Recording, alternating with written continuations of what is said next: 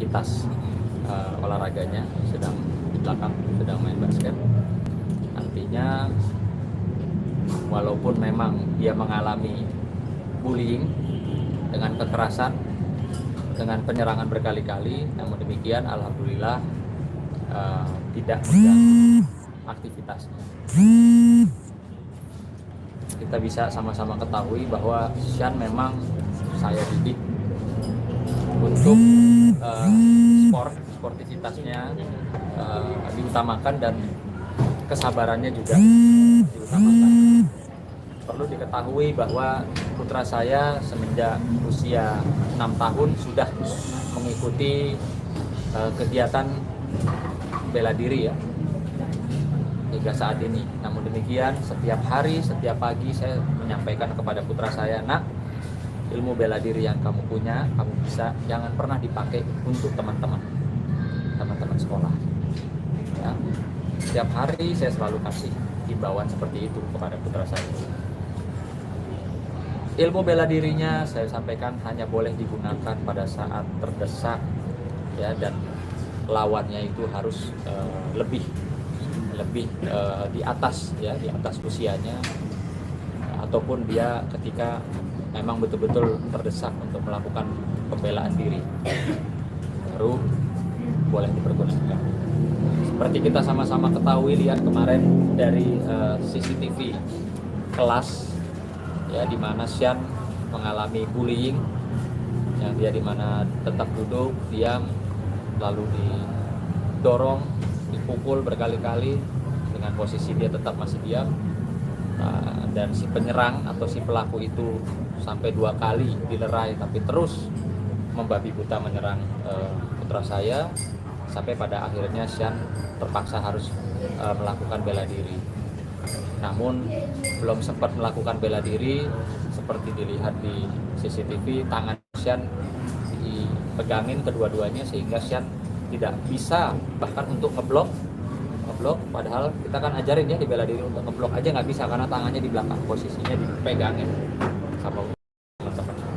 Sehingga kemarin Sian bilang di kepala bagian atas maupun di belakang itu terkena pukulan berkali-kali.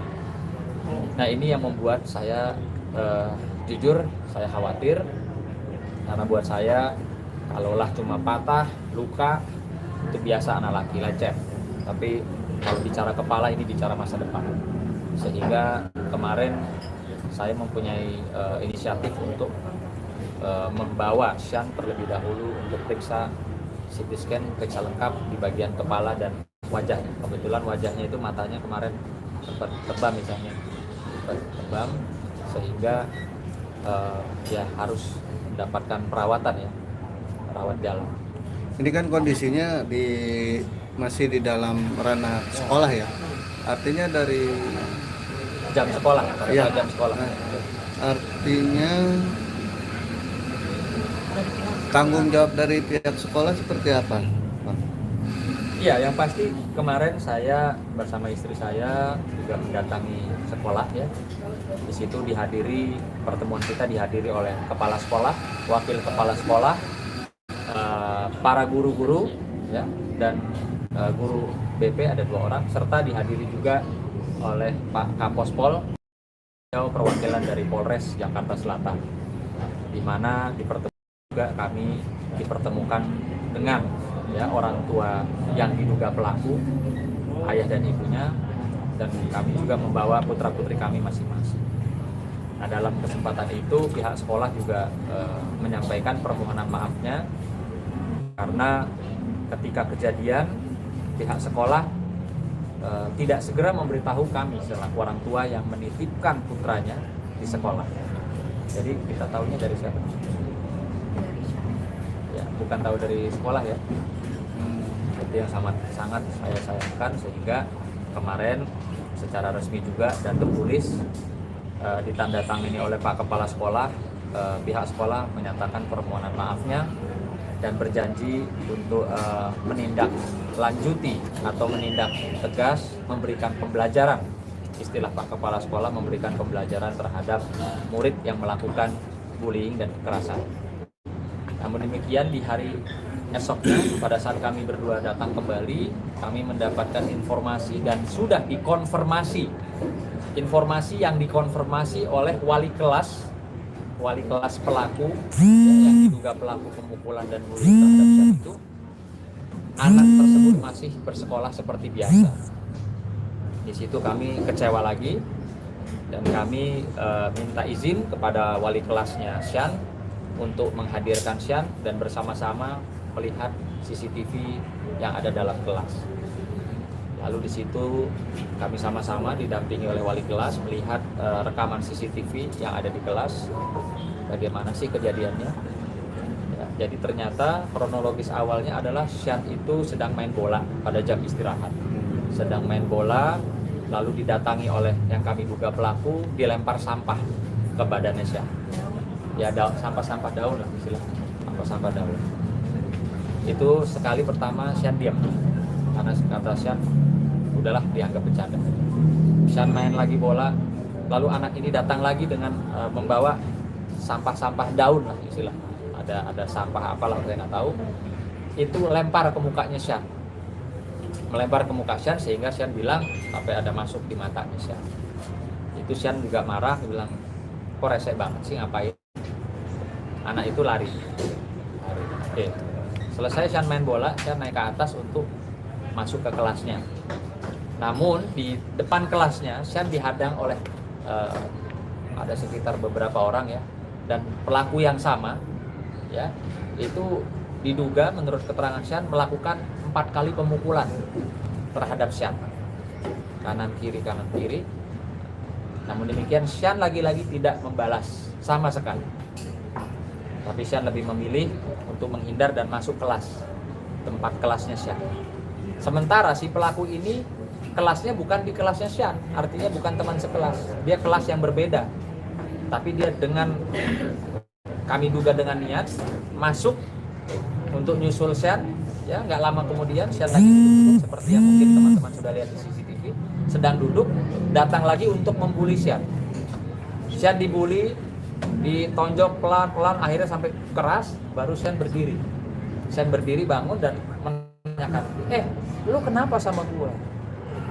Namun anak itu tidak ada bicara apa-apa seperti kita saksikan di CCTV. Dia langsung melompat hajar Syan berkali-kali. Itu pun sudah ditarik, dipisahin sama teman kelasnya Syan, supaya pelaku tidak terus memukuli Syan, sudah diamankan ya. Namun demikian ketika Syan maju mau tanya kenapa, terlepas lagi, dia serang lagi Syan berkali-kali. Artinya kami melihat dan mencoba menganalisa, mencermati dari hasil CCTV yang ada di kelas, terekam jelas bahwa anak ini, si pelaku, betul-betul secara brutal menyerang Syan berkali-kali. Gitu. Syan pun menyatakan, bukan saya takut ayah, saya tidak bisa melakukan bela diri karena tangan saya juga dipegang. Bahkan untuk ngeblok kanan kiri aja dia nggak bisa karena tangan posisinya di belakang. Nah, melihat rekaman CCTV yang cukup brutal menurut saya ya, maka seorang ibu tentunya nggak kuat. Dan istri saya meneteskan air mata pada saat melihat di ruangan CCTV. Dia bertanya sama Syan, kenapa nggak kamu lawan? Maka dari situ kami memantapkan diri untuk mengambil langkah hukum, dikarenakan orang tua, saya katakan orang tua dari pelaku yang dimana sudah bertemu dengan kami, ya sudah punya nomor telepon saya, dan ibunya pelaku punya nomor telepon istri saya. Tidak ada yang menghubungi kami menanyakan, Pak Sunan, anak lu gimana tuh? Udah dibawa ke rumah sakit gimana? Nggak ada sama sekali. Akhirnya setelah kami melangkah membuat laporan resmi di Polres Metro Jakarta Selatan, barulah jam 9 malam orang tuanya menghubungi saya. Ya, tentunya ya kayak seperti ngerasa nggak ada apa-apa aja. Nah, ini yang membuat saya merasa direndahkan dan jadi teringat pada saat di pertemuan di hadapan kepala sekolah semua, wakil kepala sekolah dan ada Kapospol Permata Hijau di situ. Ibu dari pelaku menyatakan, saya kenal dengan seorang menteri yang masih menjabat di kabinet saat ini. Saya kaget, apa maksudnya ya? Dan lagi-lagi ibunya juga menyampaikan saya kenal dengan pengacara senior, dia sebut nama. Saya juga bingung lagi maksudnya apa ya.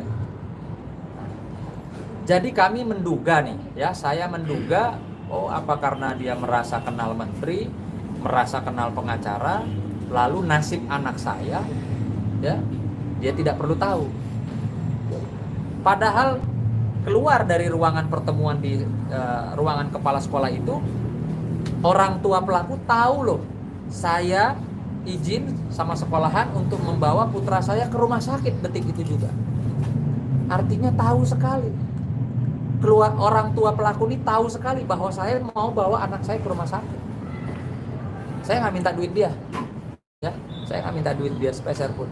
Tapi paling nggak ada dong. Gimana kabarnya? Udah diperiksa tadi CT scan, dokter bagaimana hasilnya? Tidak ada sama.